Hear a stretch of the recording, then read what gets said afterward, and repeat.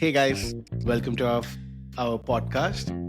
It's called Ground Controls to Major Nerds, and we are here to talk about aerospace related topics, anything to do with aviation, things that are ongoing in the world right now in terms of aerospace. And we just here hanging out as three friends who are into aerospace, who have done their academics in aerospace, and trying to come in front of the world to see what we can discuss about. And yep, there are many podcasts out there, but I guess we would like to be a little bit different, be a little bit quirky, a little bit more, uh, you know, Prepared. unprepared. No, we're not unprepared. We're just going to be Extempo. doing extempo. Yeah, we're just going to be on the beat, off the cuff. Yeah, exactly, Parvesh. Like, I guess, this is a good time to introduce our, other two fellow hosts.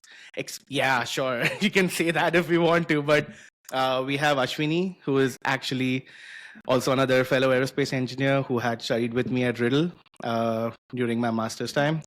And also, he is right now into drone development in India and doing some really cool stuff with the military and also the civilian side of drones.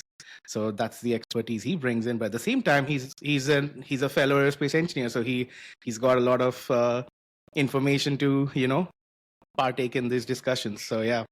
And the other co-host that we have is Parvesh. Hi, He's another I'm aerospace Parvesh. engineer, and he also was with me when I was doing my master's at Riddle. So another aerospace engineer is working on, I think, MROs right now, right, Parvesh? Now you've transitioned into business analytics and those kind of roles. But yeah, so I would like you guys to introduce yourselves, and I'll try to chip in whenever I can. So first, yeah, Parvesh, you want to start off?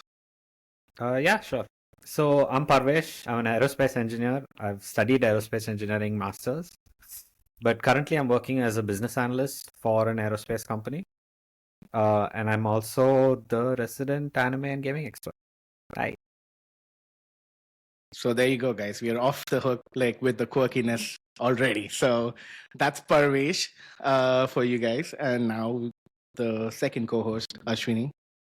So yeah, my name is Ashwini. I am also an aerospace engineer. I am working in a defense manufacturing company in Mumbai in India. I love the concept of drone and counter drone development and its applications not only in the field of defense but also in civilian applications. And personally, I am addicted to 3D printing.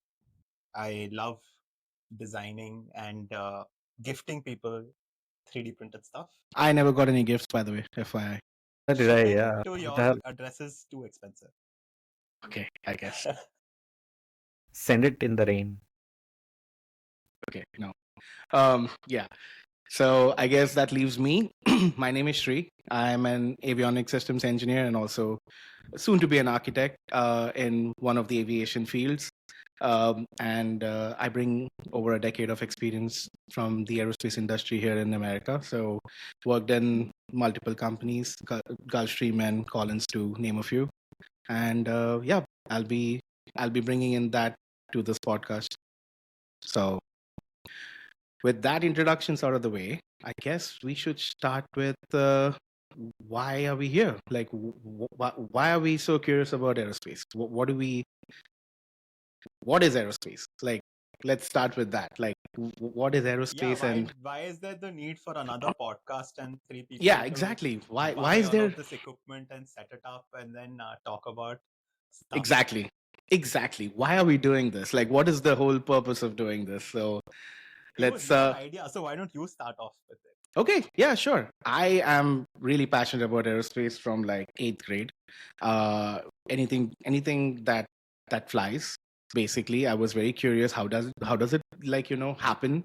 What is the science behind it? What's the engineering behind it? Mostly the engineering. I was not very much into the science side, but obviously while you're growing up, you do not know the difference between engineering and science. That's another topic that we want to talk about throughout this podcast. Like, what is the difference? But yeah, was very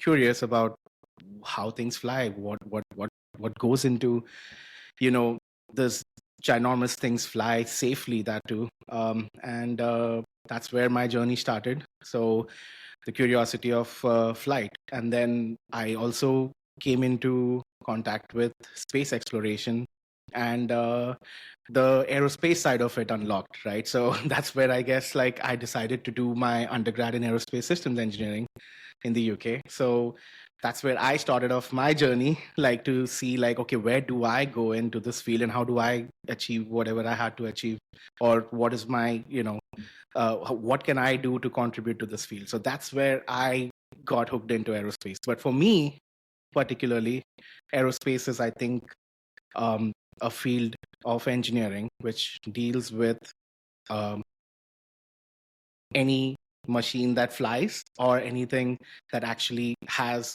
got any kind of like um, sciences involved in making things fly, basically. So that's what I feel aerospace is.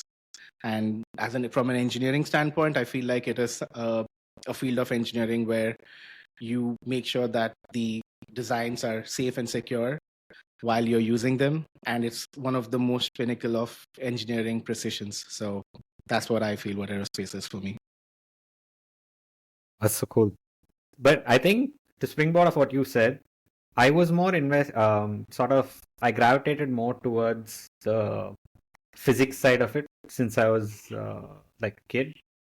Mm-hmm. I preferred like the sciencey calculations, all that stuff. And back then, obviously, like what you said, don't know the difference between science and engineering. Mm-hmm. I always thought what is generally considered astrophysics was aerospace. So I stepped into it by mistake. I thought it was, oh, this is aerospace, not astrophysics. So I came into it by mistake. But what happened was, it was just so fascinating, right? When you think about, like back then, I used to play a lot of games. Mm-hmm. I used to watch a lot of cartoons. Cartoons like then? SWAT Cats. Dude, it's been like 20 years, dude. We're not that young. We are all Still do. we are all in our Okay, 30s yeah, right that's now. true. So yeah, that's true. revealing our age there, Parvesh. We didn't have to do that, but okay.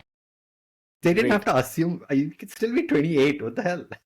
28 is still old for the Gen Zs nowadays. You know that?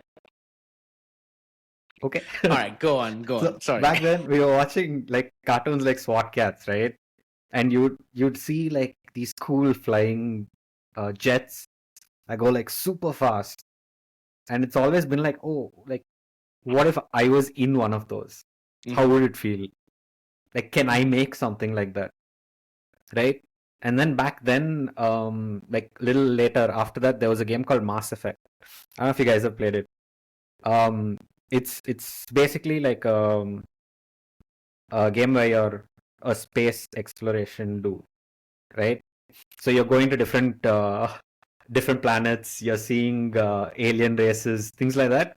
That was so fascinating. Like I really wanted to see if I can make that happen in my generation, like, or at least lay the seeds for it to happen in the future.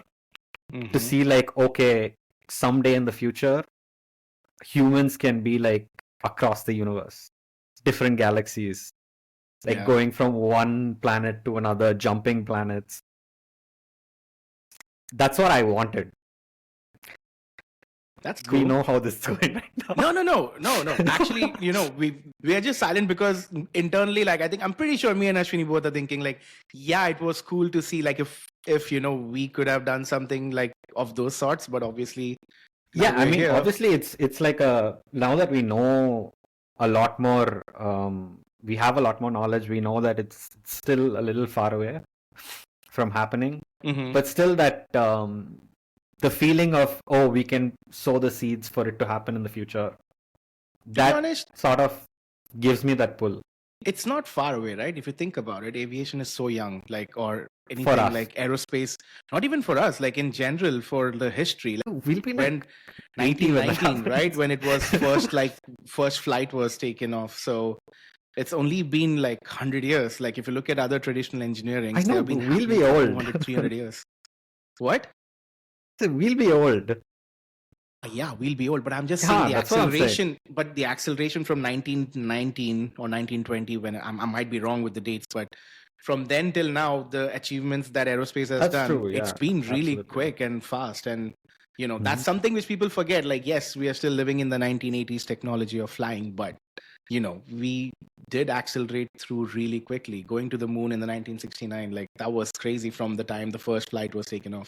So aerospace does transition quickly once the foundations have been laid. So you never know, within your That is so lifetime as true. well, Yeah. you might be working on those things. So Who knows? Maybe my kids will go into space. could be. The All right, only Ashwin. reason why I was smiling when Parvesh was talking about games, I realized I should have played slightly different games because I was playing Galaga, which involved Wow. a spaceship shooting at other stuff. And I Mm-hmm. realize now that is why I'm working in defense. If I was working and playing Mass Effect, I would probably end up making a living doing something related to space exploration. So, Mm, kids true. don't play destructive games. Yeah, I guess. But But it's required. It's required. right. Aerospace, yeah, it's required.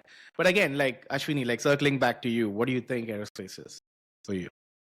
Uh, it might be a little arrogant for me to say this, but I personally believe that aerospace is the coolest engineering that's there. And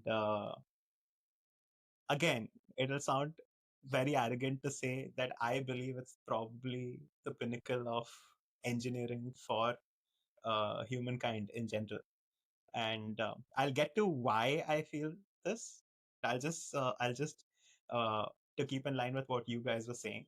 I'll tell you about how and why I got into this. And for me, it was fear. I remember being a small kid. The first time I traveled in an airplane was from Calcutta to Bombay. This was probably when I was 4 or 5, and I remember this was the time when you used to still walk to the airplanes. And I just remember walking from the terminal to the actual aircraft and being terrified of this giant metallic beast, which was extremely loud. And I just saw people disappearing into it. I could not comprehend what was going on. And I was terrified of why my mother was so happy that, oh, we're all going to go on this flight, on this journey. I thought I was going to die. And I remember sitting on the seat next to a stranger. And when the aircraft started running down the runway to take off, I knew I was dead. And I grabbed onto the stranger. And I don't remember the rest of the flight, but Mm-hmm. I was terrified basically. And the one thing that I've learned about myself is when I'm terrified of something, I do everything to learn about it, which is why I know a lot about snakes. And so basically, being obsessive with stuff that I'm terrified of, I reach into encyclopedias, this entire set of encyclopedias that's available, and I start reading about airplanes. I start reading about satellites. I start reading about spaceships, and so this thing fascinates me. It terrifies me, but it also fascinates me. And since then, I'm like, airplanes are cool. Now, the house that I used to live in Mumbai at the time had a very good view of approach and takeoff from the airport.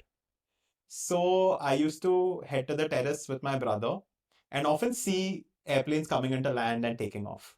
It is not a surprise that he's gone and become a pilot, and I have become an aerospace engineer. But it was a good time, and we got into stuff that we used to like, and so that is how essentially it started off with fear. But at the same time, moving ahead, I remember being in school and participating in aero modeling competitions where we used to make fighter planes out of a balsa wood. That was an excellent experience, and that really piqued my interest in the designing aspect of anything that flies. and that is what made me pursue like an undergrad in mechanical engineering. I really wanted to see, like what Parvesh said, what is the physics behind flight.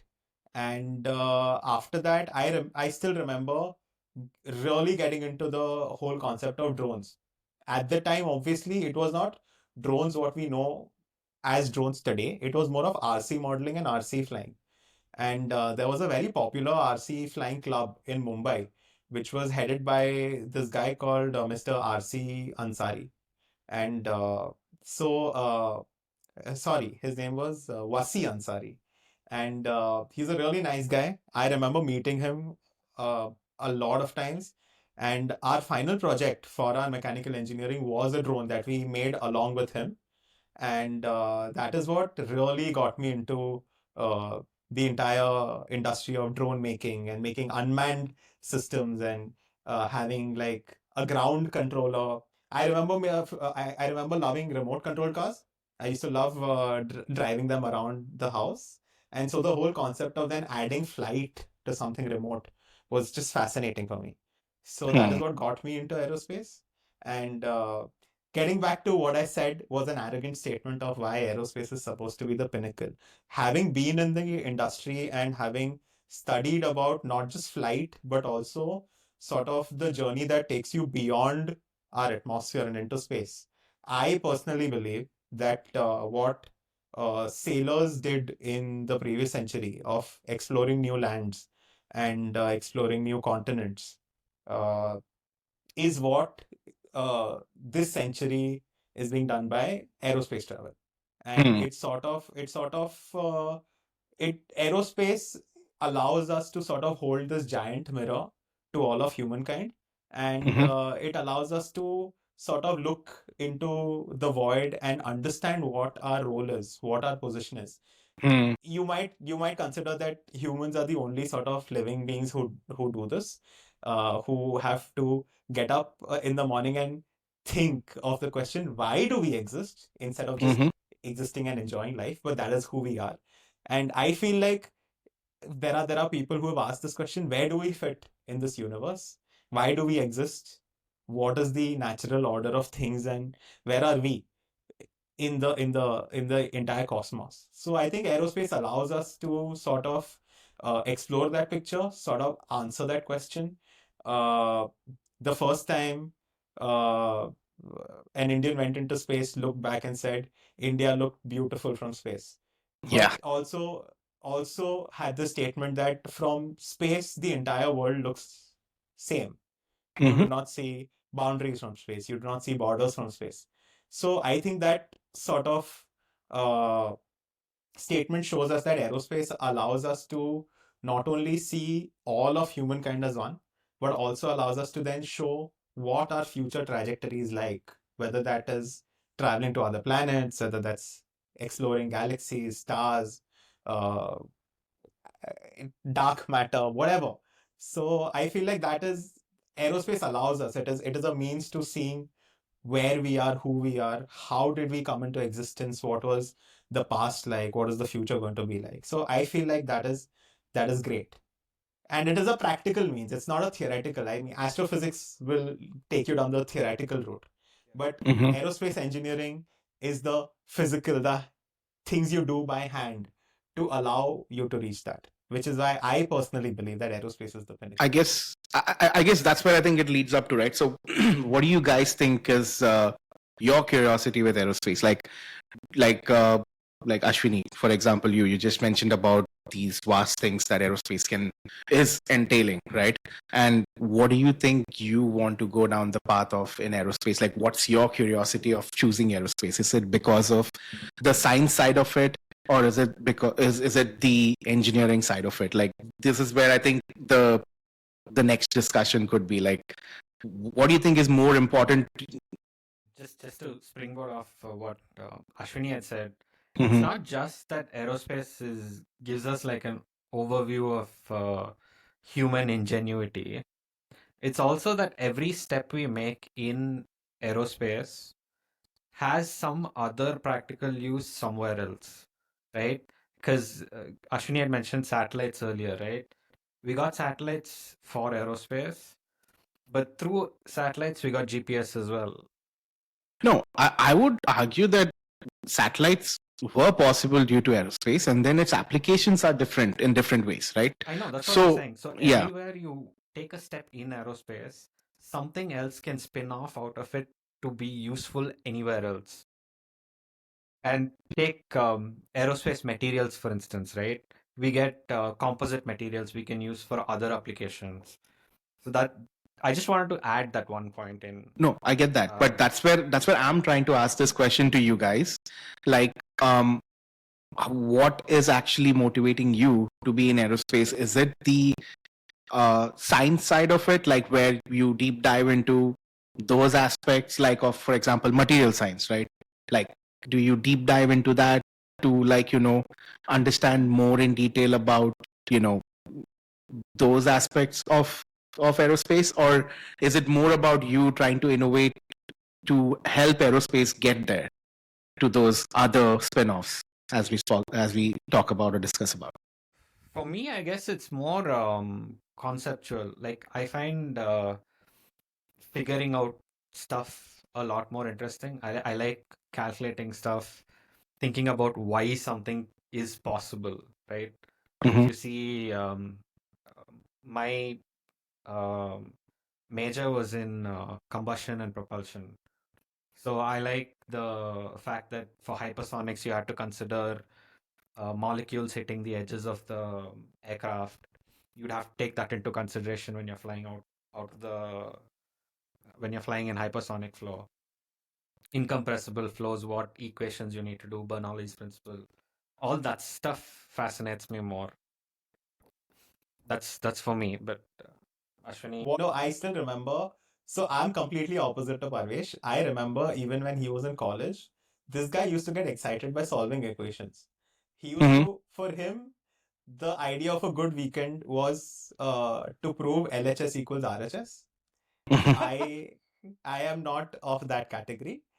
Okay. For me, the best feeling is when I'm able to make something and it works. Mm-hmm. Uh, Making yeah, you were things sitting on Simulink all weekend. right. Exactly. So for me, modeling, mechanical modeling, systems modeling, mathematical modeling, and simulation is amazing. And then making that into a physical representation of something that actually works in the physical world is the ultimate feeling. So Okay. even now, when we work on projects for work, my satisfaction is when we go to the field and flight test, or we do equipment testing, and we are able to hit all the goals that we sat on during the first meeting, and we decided that these are going to be our deliverables, and on the field we are actually able to tick those off. That is what makes me feel good. So I am purely an engineer. I do not Nice. like to think of theoretical issues, even Mm-hmm. though it's great to talk about. Yeah. And I love the entire theoretical discussion of aerospace engineering. And I know I wouldn't have a job if there was not smarter people making the theories. But I also believe that there is an entire section of engineers who have to get into the dirty work and actually make stuff so Yeah. that those theories can then be used in applications, right? So Yeah. for your question, that is what I believe in. I believe that making a product that is actually useful and is able to solve or alleviate an issue that we face. I think that Mm-hmm. is for me the ultimate happiness. So yeah, That's cool. Yeah. So I think that's where I was trying to get to. Like, aerospace is such a broad subject, right? So if you can think like this, like astronautics involved, there is aeronautics involved, there is like different aspects of like just that broad engineering that does more than just designing uh, things that fly, right? For me, I think aerospace has enabled me to understand that there is also an aspect of engineering that requires to be a jack of all, master of none. And that's where I think systems engineering comes in. And right. that's what fascinated me more than anything else in aerospace. And I think whenever traditionally people talk about systems engineers, they always look at the IT solutions as a systems engineer, like trying to be an admin of a server is a systems engineer. But I think systems engineer as a role is very, very interesting for me. And it also came from the space race days. Like it came from the space engineering side, where I think NASA famously quoted like failure is not an option. And that thing actually comes down to having proper systems engineering practices come in place. And those came in place because the big picture people were trying to rewrite how engineering is done. And that's where I think that fascinated me more into coming into aerospace, being a systems engineer, being a jack of all. I don't care about how the theoretization of things are done or how specifically people go and test things. But what I care about is the big picture. Okay, what are we trying to get done over here by doing these activities scientifically or theoretically or practically also? Like, what is the end goal over here? How is it meeting the needs of the stakeholders at the end? How is it getting delivered correctly, safely, by meeting all the requirements as we speak? So that is where I come in, and that's what is my passion in aerospace, is to be the big picture person, try to initiate from start to end the whole thing. So yeah, It's kind of like this podcast, no? I do the theory, Ashwini is doing all the practical, you're doing all the work. kind of, yeah. You can say that. I'll be the one who'll be like trying to stop you when you're trying to go too much into theory, because sometimes it might not be necessary, right? So things like that. So I think that's where my role, like that's where I developed my role, and that's where I, went like, passionately into this field. So yeah. So sometimes I might say things on a very high level and might not like make sense now, but maybe like after 10 steps, you might see my picture too. So yeah, something like that. I just know Shrikant has told me off, like when we've been having our conversations, he's told me, Ashwini, it's not about the next idea that comes in or the next product that comes in. It's about the next certification that you do. And I have used this line, trust me, I've used this line in presentations with customers, and they just go like, yeah, this is so deep, it's not about the next product, because there are hundreds of startups that are coming up with ideas every day.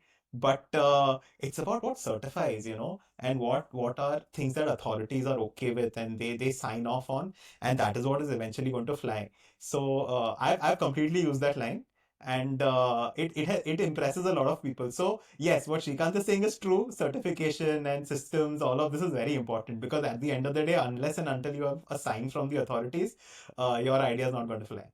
Yeah. As I was mentioning, right? Failure is not an option. So how do you maintain that statement to be true in any project, right? You can let your the people who are in charge of their specific disciplines, like for example, the materials guys or the flight sciences guys or the hardware guys, the software guys, they can go down the rabbit hole and get you the best design possible. But if that does not meet the spec, if it does not meet the requirement that actually is the bigger picture at the end, if the regulatory bodies are not happy with what you have designed, it might be the most futuristic thing that you have made, but it is not practical, so it won't work. So that's when I think aerospace is the only field where that thing is a very big part of it, because the budgets are like ginormous. They're like in billions most of the time, like when you're trying to start off something, right? Or sometimes in many millions, and you cannot afford to just go down the rabbit hole trying to design something super perfect and assume that it will be good enough to get certified. You need to also spend time and money on making sure it is actually practically viable and safe and does not fail at any cost. That's where your experience is so different from mine, and that Yeah, is where I exactly. would say it is a different industry in India and a different industry in the US, because where are those billion budgets in India? I want to work on a project where I have a budget of $1 billion. No, but I feel We like, don't have okay, a budget. no, but I feel like, okay, so I would say like, okay, billion may be crazy sounding, but it is there. Like any new aircraft program is actually $1 billion, right? And that's why like you don't see countries like India trying to invest in that, because I don't think so they are ready to put down $1 billion for 100 million return on it, right? Probably not in the private market, but defense wise, yes. Yeah, defense is a different ball game. So I have never worked in defense industry, right? Because I'm a foreign national in the US. So definitely I never got a chance to even look at defense contracts or defense work or defense, like how defense projects even work. So I have no clue about that. But just talking purely about commercial aerospace, it mostly revolves around safety, mostly revolves around practicality, mostly revolves around viability. Like, is it viable? Is it feasible to do this or not? So there could be great achievements done in the field of like nanotechnology, for example, or nanomaterials, or I don't know, like oblique shocks in a supersonic flight. But if we cannot make an aircraft viable enough to fly supersonic, those researches are kind of like not coming to fruition right now. So they are just in the back burners, waiting for a proper platform that could be viable, that could be certified to be used there, right? So that's where the dilemma of aerospace comes in. Like, yes, it is like, making sure that so many other things in the world get developed through aerospace because of the research that's been done. But most of the aerospace projects are, not modern or not cutting edge, if you may, compared to other technologies around, because of the cost, because of the amount of dollar values you have to put in to get things happening through the regulations, through the certifications, through the safety channels. So yeah, But that's that's where we're. the thing with a lot of science in general, right? Mhm. Every idea is a separate branch, and like for the most part, not all branches work. Like most of them get cut off because they don't go anywhere. Yeah. That's a problem with science in general. But I feel like many governments are not willing to take that risk. They're more focused on like um their own internal stuff rather than looking at humanity as a whole. Like, let's all progress forward in this direction. But that's where I feel a little, I guess, sad that we're not able to take it in that direction. Yeah. Maybe someday in True. the future it'll happen.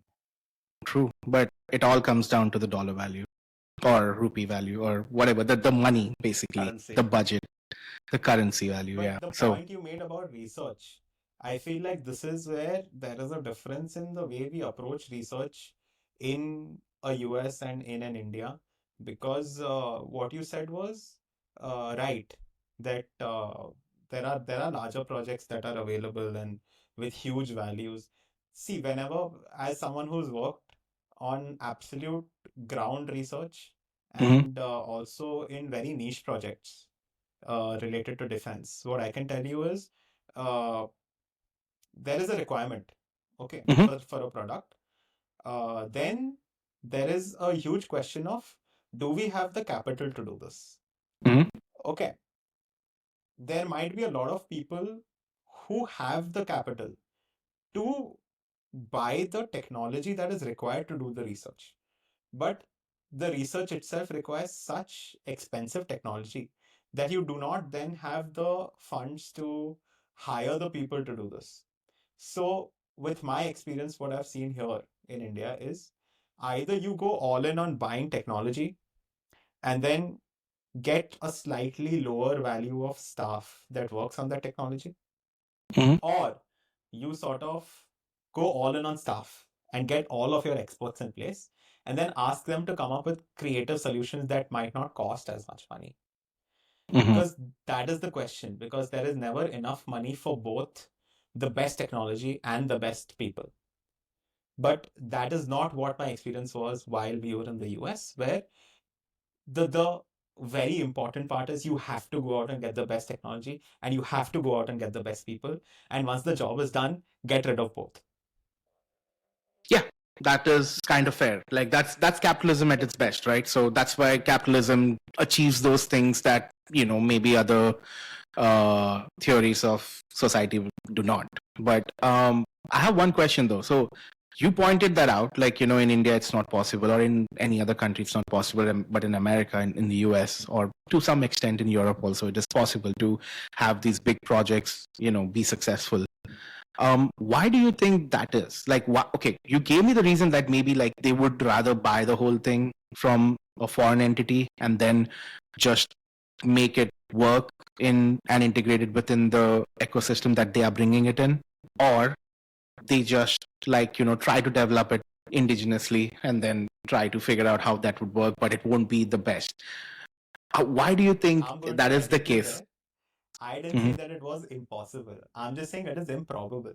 There is Okay. definitely an entire industry setup here, which Hmm. is working on projects which are extremely laborious and extremely intensive when it comes to funds. We Okay. have companies who are private entities working on satellite launches. They are making private satellites, and Africa has come up as a huge market for these satellites.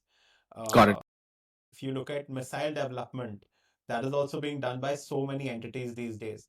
So Hmm. there has been a massive push by the government also, Hmm. and in helping private industry out in uh, sort of structuring funds, and all of this is made possible these days. But at the same time, say you start a company tomorrow, uh, your biggest issue is money flowing in and money flowing out. So my only point was that if you start a startup in the aerospace field, your end goal should be probably developing a product. The amount of funds that you will put in to develop that technology Hmm. using tools, specialized tools, there is a lot of money spent in purchasing technology to make a product. And there is a lot of money spent in hiring the right individuals for the job. So Hmm. you will always find that people in the aerospace industry complain in India that it is not the best paid industry. 2.5 months ago, there was an Aeronautical Society of India general meeting where a lot of uh, faces of the aerospace industry in India had turned up. I was also not one of the famous faces, but I was in the audience. Hmm. And there was a question by one of the kids. There were college students also attending.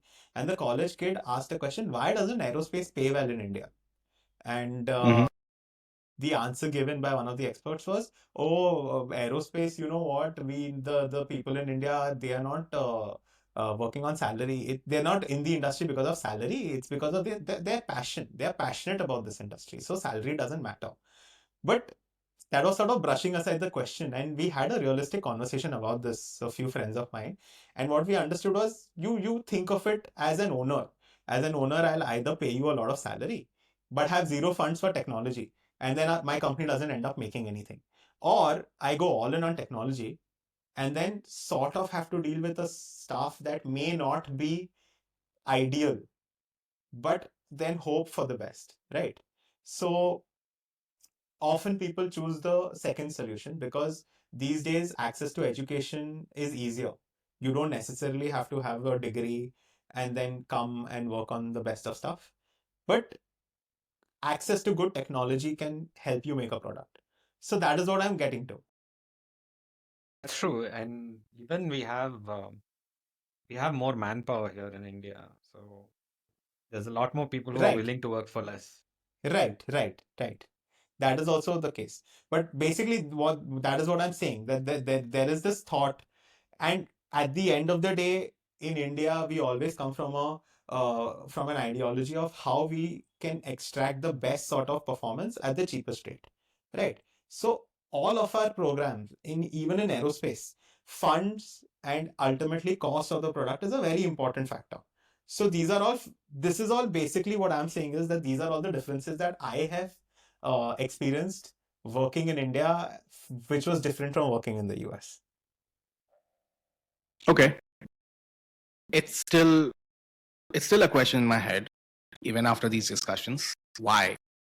Why is that like the case? Like where um there are projects that are started in America to maybe just design an aircraft, for example. Like right, India has done so much in like let's talk about just India, right? Like India has done so much in space, has done so much in defense, like indigenously as well, right?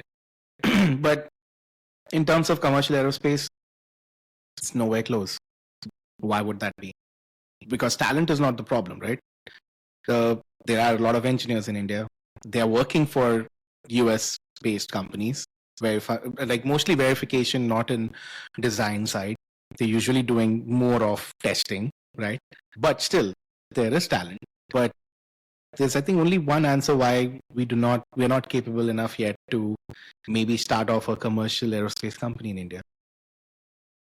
And what is the answer according to you? According to me, I think it is, I guess there is a lack of ecosystem where I don't know how do you even start that process, because I think the regulatory bodies, the government itself, I don't think so there's an ecosystem where they are willing to actually, have those companies in there where they could actually bring in that big investments and try to develop an aircraft and certify it through that regulatory bodies. If I take the example of China, for example, the COMAC, their government and the regulatory bodies over there are ready to actually bet on the company that's building the aircraft to at least have an ecosystem where maybe internally within China they can fly those aircrafts, right? But I don't know if we have that. And again, I could be wrong completely, but I'm just trying to open up that discussion. Like, what is the major reason why we might not have an aerospace company or an aircraft manufacturing company in India other than the hull? Like, we have the Hindustan Aeronautical Limited. They do it for military mostly. But most of the other private sector aerospace companies like Mahindra or Tata or anybody else, they are working in conjunction with the European or the American companies to help them design maybe a flap or a landing gear or some design here and there. They might have started taking complete ownership of those systems too in some cases, but in aerospace at least we don't have something like that in aerospace, like how we have it in automotive. Is what I'm. Another thing I feel is, like, if you see around the world, right? Mm-hmm. India is one of the younger democracies, right? I feel like because of this, at least that the country itself, Mm-hmm. uh, they want to concentrate more on internal stuff rather Okay. than innovating stuff, right? And I feel like that's why a lot of Indians just go out of the country to work Mm-hmm. instead of working here, because they don't feel like they have the opportunity to stay here and work. We are part of a very narrow uh, group of people who have experienced staying outside, and so we feel that our world is surrounded by people who are leaving the country. That is not the case. Majority of India stays in India, works in India, and is working towards making the country a better place. But what Shrikant's question was why don't we have an indigenous aerospace company? The conversations are happening. There is a real push towards development. I think the basis of having a tier one large scale industry that is able to manufacture airplanes completely only comes when you have all of the tertiary architecture in place and all of the tertiary infrastructure in place. So, if you want to consider the making of an airplane, you must have the entire industry that helps this making of an airplane exist first. And that is what is something that has developed in the last 10, 15, 20 years because of indigenization of a lot of programs. Like, for example, Tata has worked in uh, indigenization for the last few years. Recently, they've taken over the manufacturing of the planes from the US, the large carrier planes. I'm forgetting. These are the C-152s? C-130s, you mean? C-130, C-130. Sorry, I'm confusing with the Cessna. Mm-hmm. Basically, what happens is once you have enough tertiary architecture and secondary architecture and infrastructure that is capable of indigenizing planes, Mm-hmm. then you can also say, okay, now I have the vendors in place, and these are all vendors who are certified and they are ready and they know what quality is. Now I can start thinking of making an aircraft in-house. Because if these vendors don't exist, I am importing all of my raw materials, I am importing all of my tertiary infrastructure, I am importing all of my parts. That is very expensive and that is drastically increasing the overall cost of my product, right? Mm-hmm. And I am also working in a very competitive space, which is completely cornered by Airbus and Boeing. Mm-hmm. So it is difficult. But I'm telling you that there are conversations happening, and this is purely because there has been a strong push towards indigenization, and the government has massively pushed towards indigenization of any technology that comes into the country. Even I can go to an extent and tell you that even as someone who works in an aerospace company, if we look at any product that is not from this country and we wish to bring it into the country, there is a question we ask. When we do a TOT, can we ask for at least 60 to 70% indigenization on day one? And then can we move to 80% indigenization after 1 year? Can we move to 100% indigenization after 2 years? What is TOT? Transfer of technology. Okay, got it. So these are very valid questions, and there is a solution. You might not be able to see it every day in the newspaper, but I can tell you, as someone who regularly participates in a lot of discussions, a lot of such meetings, that there is a very strong push towards this, and I can tell you that this is something that we will see in the near future. We are not already there, but we will be there. There is definitely a push towards it. I guess the reason why I brought that question up is because I'm very much in tune with the regulatory bodies in the US, right? And Europe as well. Maybe I do not have the visibility of how much things are going on in India. And that's why I wanted to bring that question up so that people like you could answer that question, right? So that was the reason why I was trying to divulge into that topic, because I guess we're talking about aerospace. We're talking about why it's important and what do we do and what does aerospace bring to the society and to this world. But at the same time, talking specifically to like where we are from, which is India, and where we got our majority of our experience of aerospace from, which is America. What's the difference between the two ecosystems over here of like aerospace and defense? So that's what I wanted to try to bring in as a question. So yeah, but I hope this was very interesting, at least for the first episode. We were just on the surface of things, I guess. Like I'm still feeling like we were still on the surface of things, and I think we made a good stab into what aerospace is, I guess. But yeah, what were you saying, Parvesh?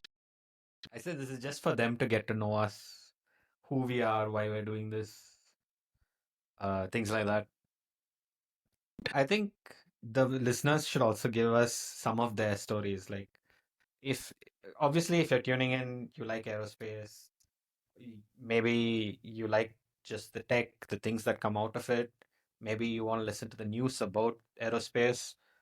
So let us know what you like. Maybe you want to listen to us talk about something specific. So put that in the comments.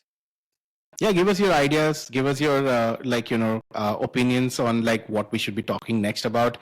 We can talk about anything from like our journey in the US of doing a master's program in aerospace to like getting a job back home or in the US, and the immigration process, anything. Like we can have those kind of topics too. But like in the beginning, I guess we wanted to start off with just aerospace. What is it, and what does it mean to us, and what it means to the society.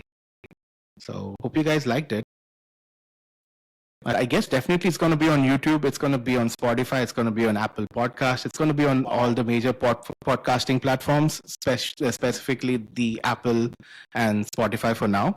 But definitely on YouTube, this whole video recorded episode is going to be on YouTube for sure. So like, share and subscribe, guys. We're gonna keep going.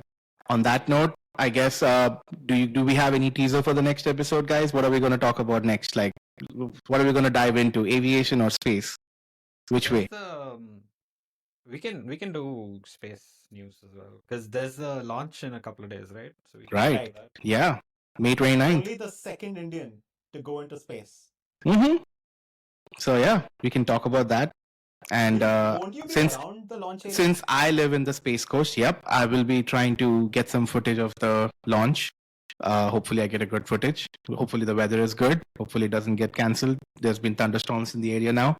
So hopefully on 29th of May, it's clear skies for us to record that and maybe put it in the after the episode, basically the footage of the launch. But also we're going to talk about why it took like 30 years or 40 years for a second Indian to go into space, and what does it mean to us. So, and also to Axiom Aerospace, which is what is doing it. So yep, we're going to talk more about that. Thank you guys for tuning in to Ground Control to Major Nerds. It's been a stellar flight. I hope you guys join next week for our second episode as we discussed about the launch that's coming on May 29th. This has been Ashwini, Parvesh, and myself, Shri. Hope you guys tune in again. Thank you. Bye.